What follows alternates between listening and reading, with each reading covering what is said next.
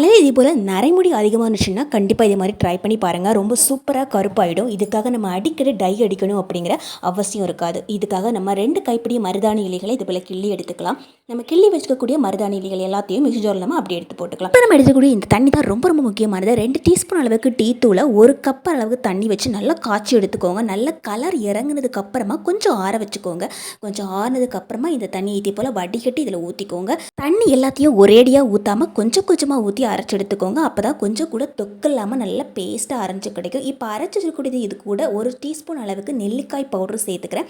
இன்னும் நல்லா கருமையாக வரணும் அப்படிங்கிறதுக்காக 1 டீஸ்பூன் அளவுக்கு அவுரி இலை பொடியை கலந்து இது போல மிக்ஸ் பண்ணி எடுத்து வச்சுக்கோங்க. மருதாணி இலையை அரைச்சி 1/2 மணி நேரம் கழித்து அதுக்கப்புறமா அவுரி இலையை மிக்ஸ் பண்ணி தேய்ச்சிங்கன்னா நல்ல சூப்பரான கலர் வரும். உடனடியாக மிக்ஸ் பண்ணி தேய்ச்சிங்கன்னா நல்ல ஒரு ப்ரௌன் கலர் தான் கிடைக்கும். நீங்கள் ரொம்ப நேரம் கழித்து தேய்ச்சிங்கன்னா நல்ல கருப்பான கலர் கிடைக்கும். வீடியோ பிடிச்சா லைக் பண்ணி ஷேர் பண்ணுங்கள். கண்டிப்பாக ட்ரை பண்ணுங்க.